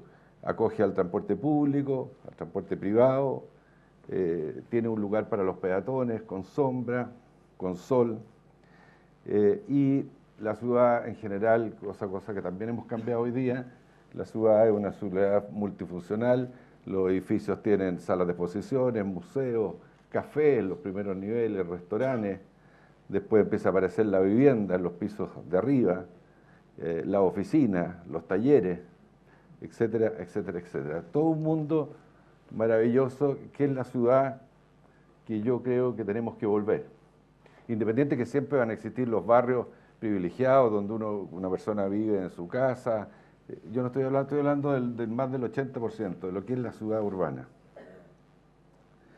Una calle que tiene conexiones, distintas conexiones en distintos niveles, una calle que tiene un sol de mañana, pero también, si vemos cómo sigue esto, tiene un sol de tarde. Entonces, ¿qué hemos hecho mal, a mi juicio, durante los últimos 50 años? Y creo que lo hemos hecho más mal que todo porque el fenómeno de la ciudad y la ciudad latinoamericana es muy parecido. Sin embargo, yo creo que en Santiago, y en esto yo sé que discrepo con muchos arquitectos y muchos urbanistas y economistas que son muy respetables y que tienen otra visión. Yo creo que hemos batido todos los récords del mundo en hacer las cosas muy mal.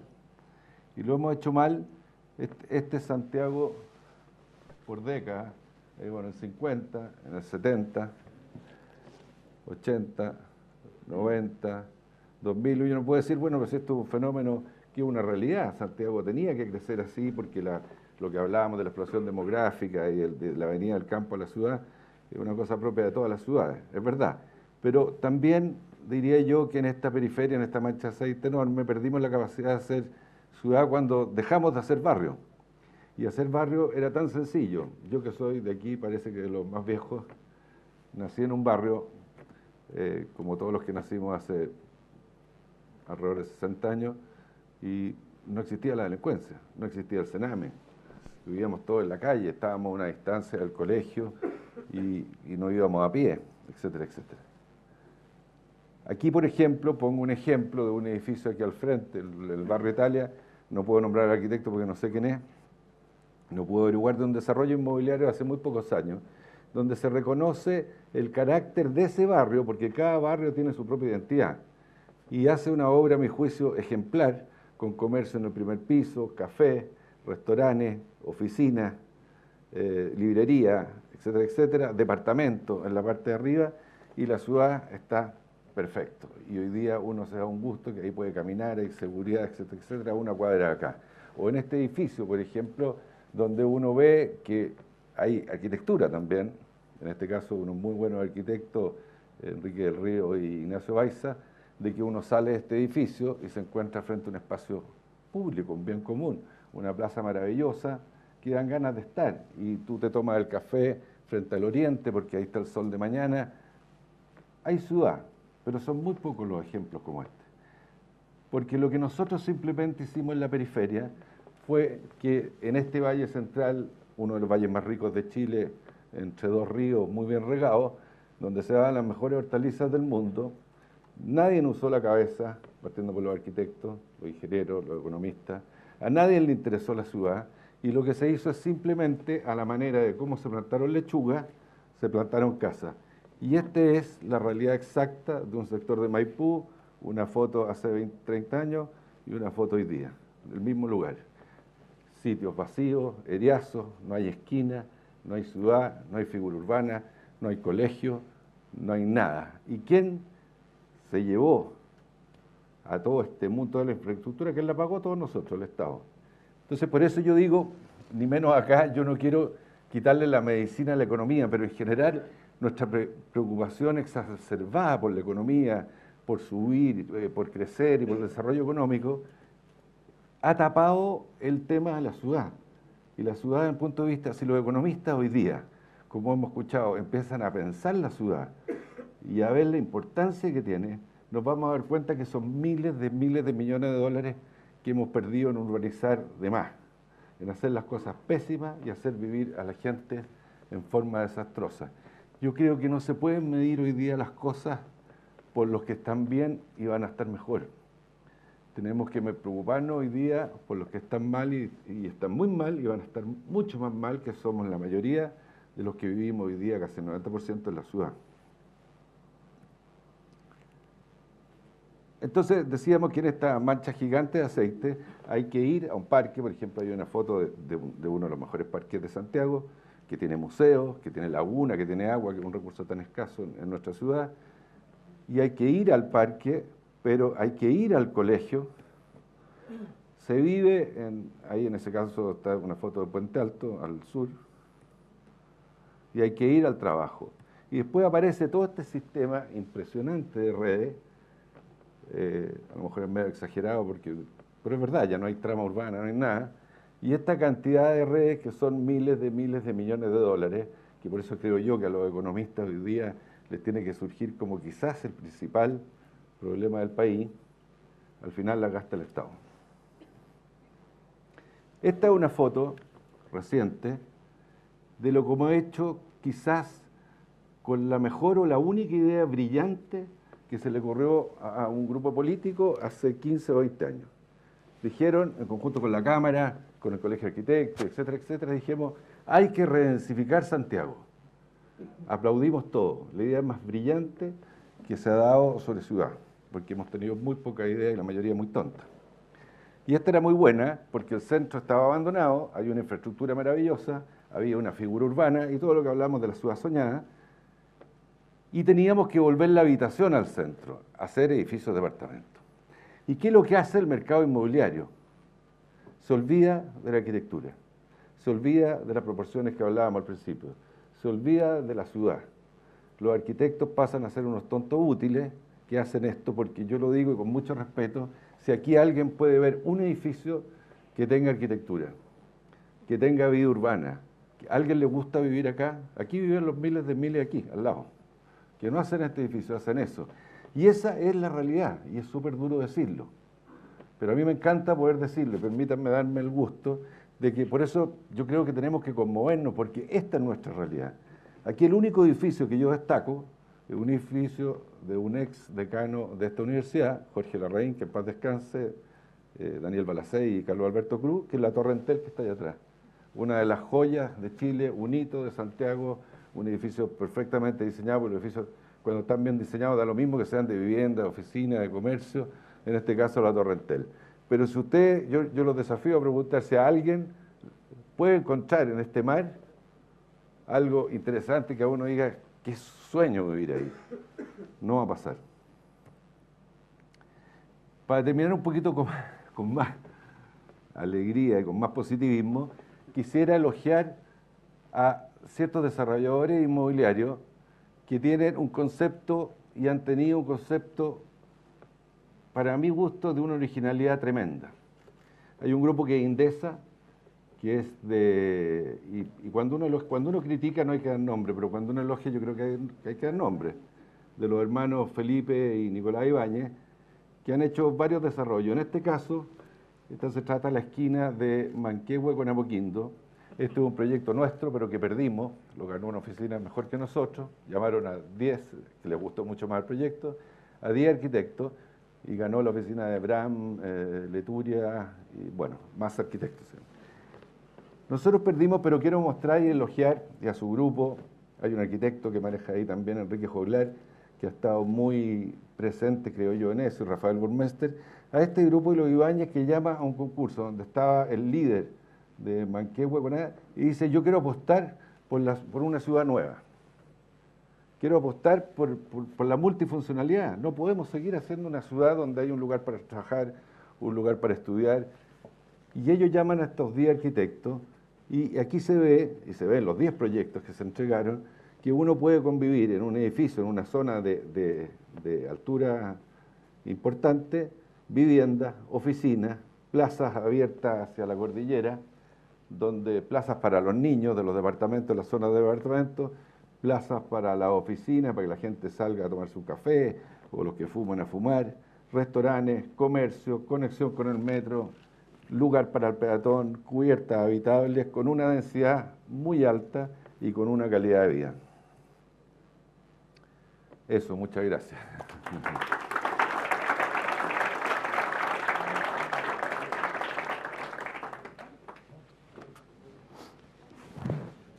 ¿No me saco esto? No.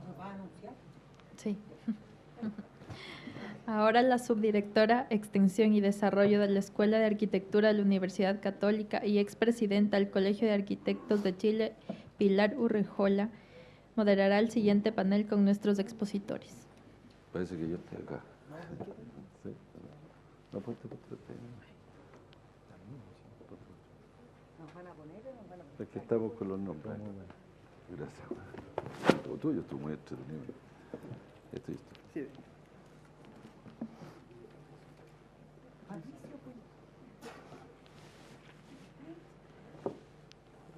¿Nos va a poner o nos va a brindar? Vamos a pasar con esto.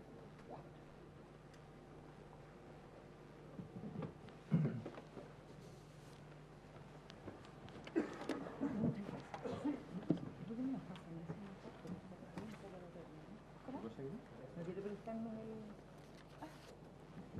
No, eso va a pasar el micrófono. Eso. Ahí va, todos tienen. Ah, ya. Cada uno va a tener el suyo. ¿Sí?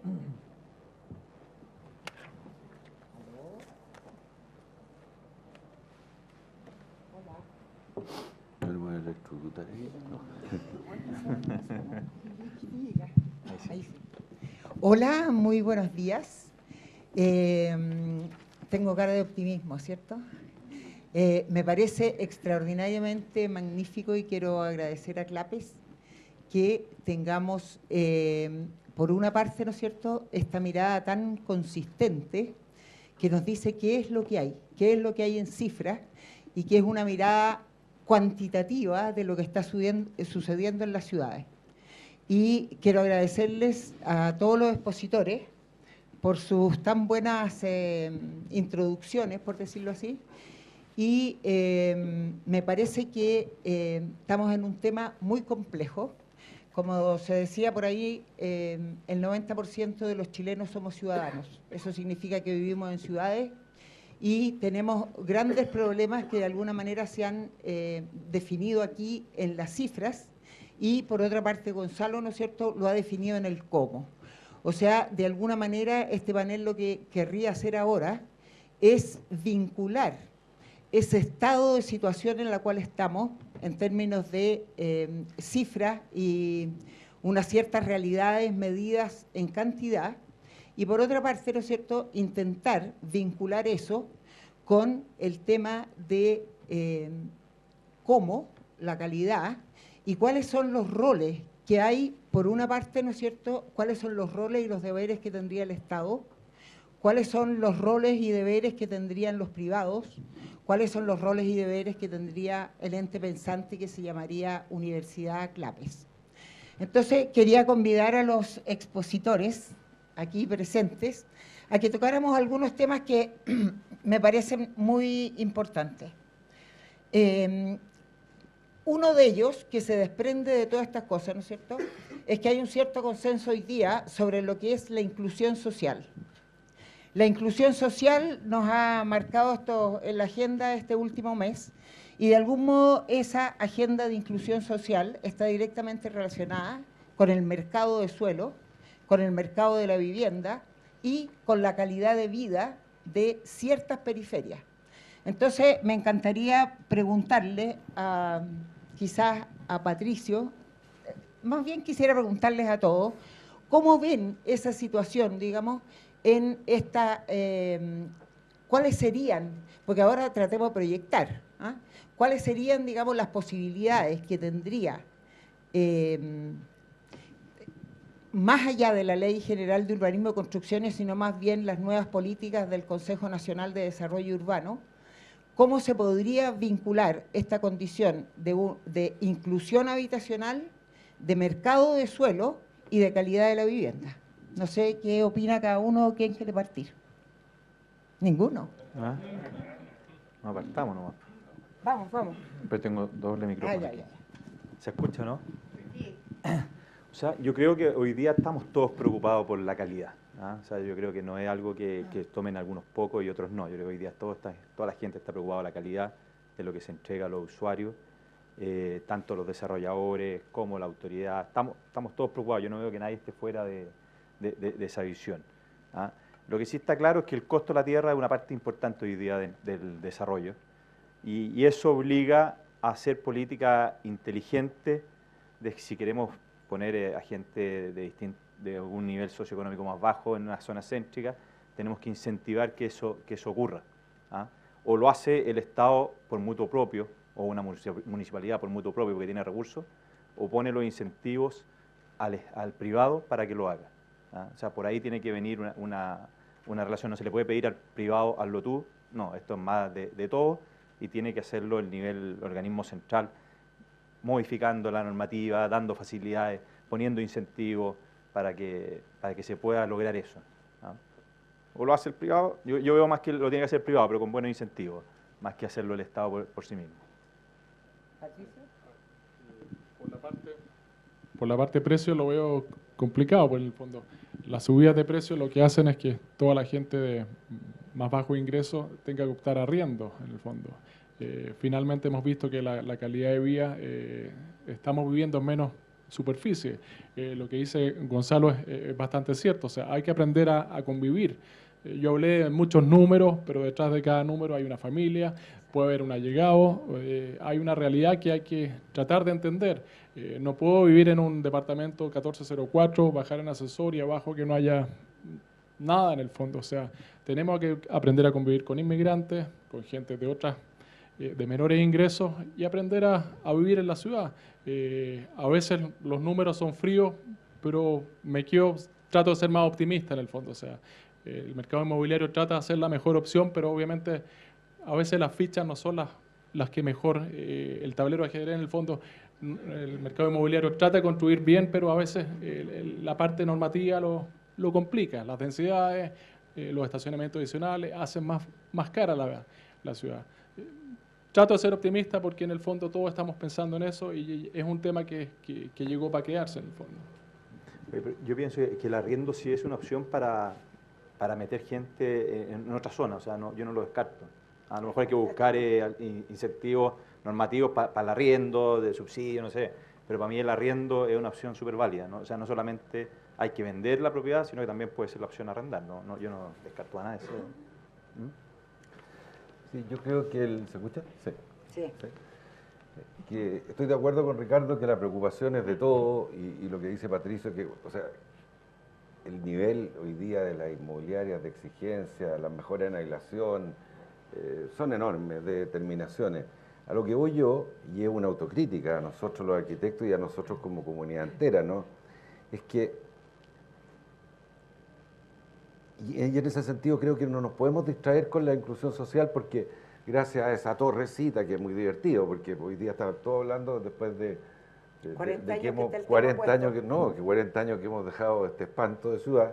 Hoy día estamos, gracias a Dios, hablando todo. Entonces tenemos que aprovechar eso y no preocuparnos si vamos a hacer un edificio más social adentro, no, que es un tema difícil, sino que lo que tenemos que preocuparnos, creo yo, como empresarios, como arquitectos, como universidad, como centro de estudios, todos, la comunidad entera, es que se puede hacer una ciudad mucho mejor con mucho menos plata. Se pueden hacer edificios mucho mejores, mucho más económicos. O sea, hay un poema maravilloso de Mata, de Roberto Sebastián Mata, que el gran pintor y escultor chileno, que además es un gran poeta, para los que no lo han leído, leanlo, que dice, a su mujer amada, dice, ti faccio vedere con le occhi chiuso. Él vivía 6 meses en Italia en su vida y 6 meses en París. Ti faccio vedere con le occhi chiuso. Te hago ver con los ojos cerrados. Qué cosa más linda poder decir tanto con poco. Yo creo que lo que nos falta en la ciudad es hacer mucho con nada. Por ejemplo, si nosotros miramos todos estos temas que mostrábamos, es tan simple la ciudad, pero con arquitectura. Mira, sí, para terminar, la arquitectura no es que yo diga que es la solución del mundo, pero es probablemente la creación humana más importante, porque desde el minuto que uno respira hasta que el último suspiro, uno está dentro de la arquitectura. ¿Cómo nos va a ser agradable estar en un teatro como este y no en muchos otros? Porque aquí hay arquitectura. Y el tema es que la economía, y ahí yo acuso a la economía, no a los economistas, ha dejado de ver la importancia de aquello. Los países cultos construyen con buenos arquitectos. Chile construye con hacen muy buenas o malas construcciones, pero no tienen la artisticidad que la arquitectura requiere. No podemos seguir haciendo construcciones, a eso me refiero yo. Y en ese sentido, aquí hay muchos grandes inmobiliarios. Yo creo que es una responsabilidad total subir el nivel. Oye, yo quiero retar a todos los panelistas, porque de alguna manera yo creo que hay efectivamente como un espíritu, digamos, que es más o menos universal, ¿no es cierto? Que hay que mejorar las ciudades, que hay que mejorar la vivienda, que la inclusión es importante. ¿Por qué no tratamos de avanzar un poco más, explicitando cuáles serían caminos razonables, digamos, que tendrían que tomar los distintos actores en esta tarea para poder hacer eso? Por ejemplo, pregunto lo siguiente: ¿qué pasaría, estoy especulando, qué pasaría si el Estado, ¿no es cierto?, tuviera una retribución para entregar servicios principalmente en las periferias de menores nivel socioeconómico? ¿Qué pasaría si en todos esos lugares hubiera, no tengo idea, hubiera servicios, hubiera canchas, hubiera deportes, trabajo, etcétera, etcétera? O sea, ¿cuál es el rol, por ejemplo, del gobierno central y cuál debiese ser el rol del gobierno municipal? O sea, como un tema. Después, ¿cómo pensamos el tema de la sustentabilidad, más allá de una sustentabilidad climática, en una sustentabilidad constructiva, en una sustentabilidad social, en una sustentabilidad de transporte? O sea, ¿cómo vamos pensando esas cosas a la luz de todas las ideas o las realidades que se han presentado hoy día aquí? Entonces, me gustaría como tratar un poquito de aterrizarlo en cosas que les parecen, en juicios de valor, ¿eh? Juicios de valor concretamente, no como buenas intenciones, porque las buenas intenciones son magníficas, pero de repente me parece que hay que centrar el asunto, por ejemplo, en pensar: hay 400.000 viviendas en déficit, hay, no tengo idea, 1 millón de viviendas me parece en estados críticos, en barrios malos, en situaciones complicadas. ¿Cómo densificamos o no debemos densificar? ¿Qué cosas tenemos que hacer para que, por ejemplo, le podríamos poner impuestos al suelo como una manera de lograr establecer, ¿no es cierto?, que no se compren todos los territorios externos porque son más baratos y después se les chanta, como decía Gonzalo, esta especie de trama arriba de todas las casas iguales sin identidad. ¿Qué pasa con nuestra identidad, con nuestras regiones? ¿Qué pasa con nuestra arquitectura patrimonial? No sé, como detectar los problemas y tratar de proyectarlos seriamente. Ahora vamos a hacer partida para ti. Pero hiciste como 24 preguntas. Sí. No, es que ustedes el seminario termina de este 8 años. Cada uno se atrapa de lo que más le interesa. ¿No? Yo creo, o sea, la densificación cerca de las estaciones de metro es una muy buena idea. Los desplazamientos de la gente hoy en día son 1 hora, hora y media al trabajo. Bueno, es una solución concreta. El inmobiliario va a ir obviamente a construir ahí, siempre y cuando estén las condiciones para hacerlo, pero esa es una idea concreta que se podría, obviamente. Vemos un flujo de 90.000 viviendas al año en la región metropolitana. Eso no es sostenible si obviamente tenemos escasez de terreno. Algo concreto eso, o sea, ver los puntos críticos de estaciones de metro, solucionarle a la gente, densificar, obviamente hacer la arquitectura la mejor calidad posible. Yo creo que las inmobiliarias lo están haciendo y hemos visto evolución importante. Eso es algo concreto, de parte mía.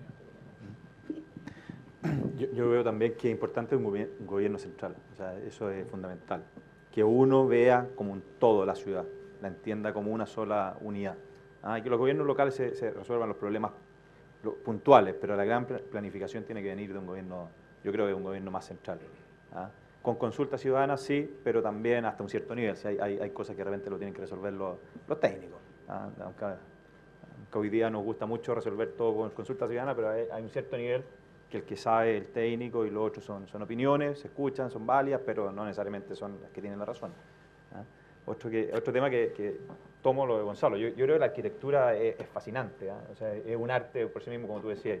O sea, no hay nada más agradable que estar caminando por la calle y mirar un edificio y quedarse ahí y contemplarlo, te relaja, o los parques, eso es fascinante. Y hay que incentivar esos espacios. Una cosa que yo veo de repente, una cosa súper puntual, pero algo que de repente esconde la arquitectura, son todos los cables que tenemos.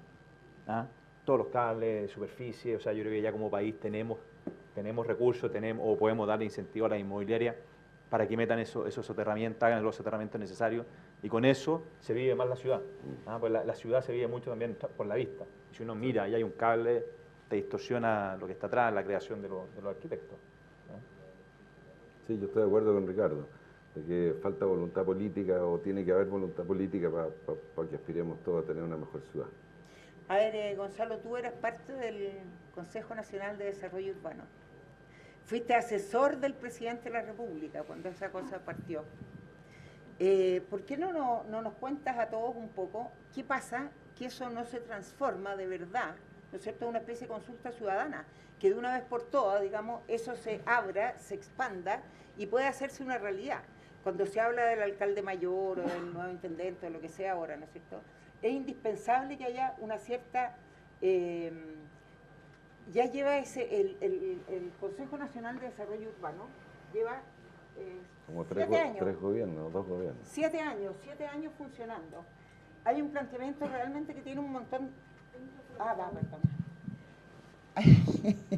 Hay un planteamiento que tiene mucho interés y que de verdad es un tema que debería pasar, ¿no es cierto?, a los técnicos, como dices tú, y debería pasar a las instancias disciplinarias profesionales, y debería pasar también a la ciudadanía. Y ese asunto seguimos dando vueltas como una especie de, no sé, de historia que se estira. Entonces, ¿qué es lo que creo también que hay un problema bien grande y que me gustaría que ustedes lo plantearan? Que efectivamente las obras urbanas, los grandes edificios, no son calugas de 4 años. Entonces, tenemos una mentalidad política, digamos, en que cada 4 años se empieza todo de nuevo.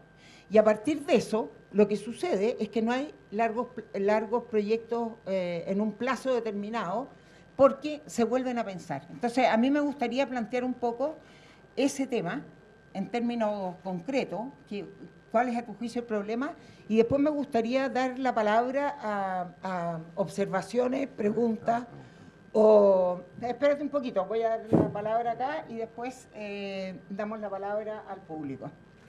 No, muy corto tengo, gracias, Pilar. Yo creo que la comisión esta ha funcionado bien en los gobiernos del presidente Piñera y de la presidenta Bachelet anteriores, y como tú dices, las comisiones son comisiones, es muy difícil. Pero a mí lo que me gusta y la mirada positiva es que yo celebro lo que está haciendo hoy día la CLAPE acá, porque hoy día, hace mucho tiempo que yo no veía de que la ciudad era un tema de un centro de investigaciones públicas. Antes el CEPA, hace 20, 30 años, era un tema de repente, Ernesto Rodríguez, algunas cosas que se... Pero hoy día estamos abriendo el debate a los que realmente están haciendo la ciudad. La ciudad la hace los inmobiliarios, no la hace solamente el Estado. Y en ese sentido yo creo que darnos cuenta de que las cosas las pudiéramos haber hecho mejor, eso es muy bueno. Yo no creo que hay que juzgar a las comisiones, no, va todo en buen camino, pero yo creo que esta acción de CLAPE es buena, y es muy importante que no cerremos el tema en la inclusión y en la Torre de Lavín, que yo no le encuentro ninguna importancia. La importancia es nuestra ciudad. Todas nuestras ciudades están en crisis y tenemos tremendamente buenos empresarios que yo creo que ellos pueden, con su inteligencia y porque han sido mucho parte del motor de este país, bajar un poco a terreno también, no solamente en producir mejores aislaciones, mejores terminaciones, sino que hacer una mejor ciudad. Con voluntad política y con un sector privado que se dé cuenta de las cosas malas que hemos hecho, yo creo que es muy importante, Pilar. Ahora, no sé, quiero hacer un comentario en el sentido de decir que efectivamente, ¿no es cierto?, el tema de la vivienda es muy importante. En general lo que vimos fueron antecedentes numéricos de la relación entre preferentemente vivienda y suelo, pero creo que hay una cuestión que es indispensable, que es el tema del espacio público. Una misma vivienda puede estar en una situación, en un barrio o en un lugar, en que la calidad de vida de los habitantes cambia absolutamente. Sin tocar esa vivienda, ¿no es cierto?, basta tener un contexto donde se tenga servicios públicos, pavimentación, iluminación, mobiliario urbano, áreas verdes, espacios de juego, etcétera, etcétera, de paseo, para que esa calidad de vida cambie absolutamente. Entonces, creo que en este momento el tema más esencial, más allá de la vivienda propiamente tal, es el tema del espacio público. Y ahora me gustaría, a menos que alguno de ustedes quiera plantear algo, me gustaría pasarle el micrófono al público. Gracias.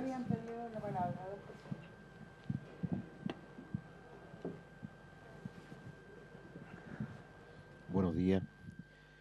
Quiero preguntar, Arturo Varela, quiero plantear un tema que tiene que ver en la integralidad con todo lo que han tocado. Y los quiero invitar también a revisar una página web que se llama Plastic Bottle Village. Gonzalo, te la voy a pasar a ti anotada para que la tengas, porque Plastic Bottle Village.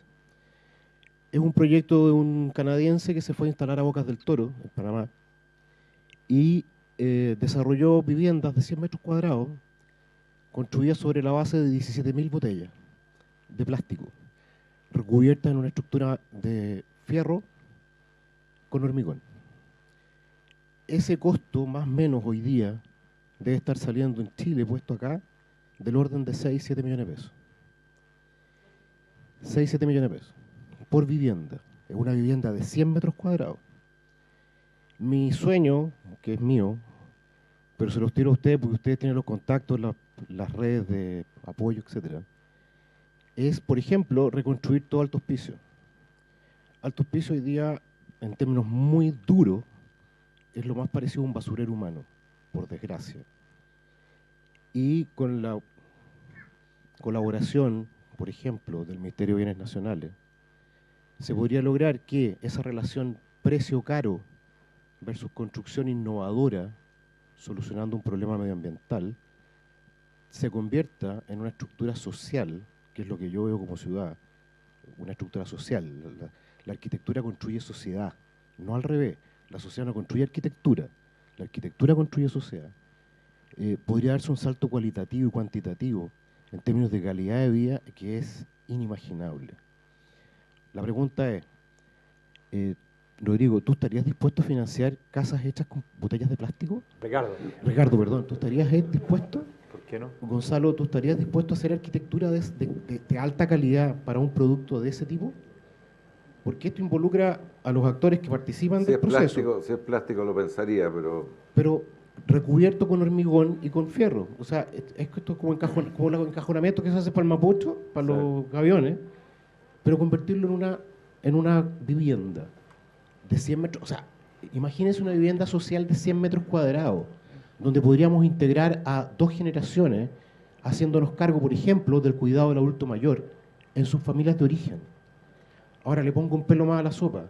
¿Qué pasa si esas viviendas nosotros logramos que, a través de un organismo de asistencia social, sean los jóvenes del Sename de 17, 18 años, que los capacitemos para armar las estructuras de metal? ¿Cómo integramos a la ciudad? No sé, estoy pensando en la cárcel de Hacha, en Iquique, que en vez de no hacer nada, se dediquen a hacer los gaviones y a rellenarlos con las botellas. El impacto social de esto es increíble. Yo los invito, por favor, a todos a tomar nota de esto y ver si es factible y por lo menos hacer parte de ese sueño real. Yo no tengo la capacidad para hacerlo, pero los invito a participar. Muchas gracias, Arturo. estamos con el tiempo muy justo, entonces yo quizás le daría la mano a la otra persona que le había pedido.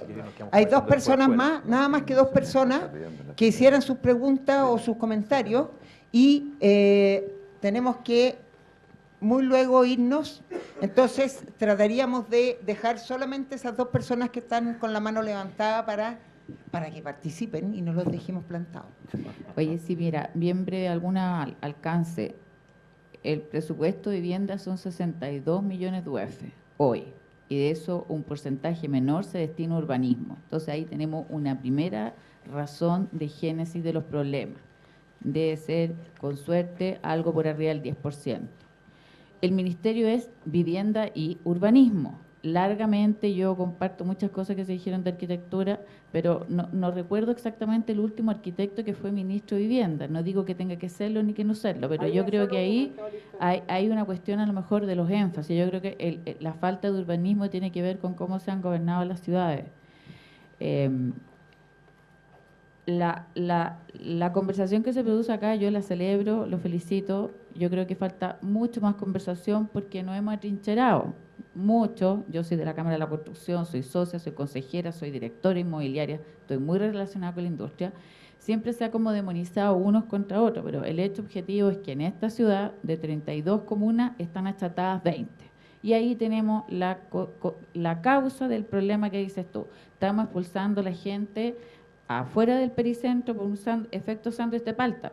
Pero en esos congelamientos muchos han participado, arquitectos, no arquitectos, se ha producido una captura en la ciudad, no ha habido ese pensamiento que nos propone provocativamente Gonzalo y que yo lo comparto. Entonces yo creo que tenemos que reconversar la ciudad, tenemos que tener una autoridad que evite que en una vereda de Vicuña Maquena puedo hacer 20 pisos y a la otra vereda hago 2 pisos, es una cosa de loco. Lo que tú dijiste, Ricardo, la densificación, yo personalmente te digo por haber sido banquero, cada kilómetro de metro cuesta $100 millones. Me parece impresentable que se aprueben líneas de metro con estudios de áreas de influencia, es una inversión pública valorada, pagada por todos nosotros, y le anuncia la línea de metro y a continuación los alcaldes congelan. Y muchos celebran eso. Es una cuestión impresentable. Entonces, hay mucho por hacer, pero yo creo que estas instancias de encuentro y de diálogo van a permitir generar nuevos consensos. Todos queremos legitimidad, todos queremos unas mejores ciudades, pero entre todos vamos a tener que recomponer los acuerdos. Perdona, se te olvidó decir tu nombre. Me llamo Encarnación Canalejo. Gracias. Gracias. Me llamo Erna Chávez. No soy arquitecta. Soy profesora. Vivo en Ñuñoa, por si todos ubican el sector Suárez Mujica. Casas todavía con terrenos amplios. Bueno, yo quería solicitar que tal vez al concepto de arquitectura se agregue o se extienda a una arquitectura consciente. Y en segundo lugar quería preguntar, o que quede la pregunta, ¿cuál sería el cociente entre metros cuadrados construidos y metros cuadrados de terreno en una construcción que está aquí muy cerca, en Diagonal Paraguay, con Vicuña Maquena, donde, no sé, hace 10 años o 15 años, había una plazoleta, área verde, que tapó una construcción de 4 pisos. Yo creo que muchos la ubican. Y que esa construcción que tiene, que por favor véanlo, calculen el cociente que vaya a dar, esa construcción yo creo que es menos profunda, si se puede decir, de este espacio. Usted entra por acá y sale por ahí. Creo que eso es como para una consulta que queda con una respuesta en el aire. Muchas gracias. Muchas gracias. Como nos han pedido que vayamos terminando, por supuesto, estos temas siempre uno queda corto, pero por lo menos se han ido con gran cantidad de datos, eso no lo pueden negar, y con posiciones bien complementarias entre lo que es la ciudad, la vivienda, la arquitectura, la ingeniería y la economía. Muchas gracias por estar aquí en Clapes y esperamos que vuelvan cada vez que haya temas especialmente de ciudad, porque nos atañen a todos. Muchas gracias y que tengan un buen día.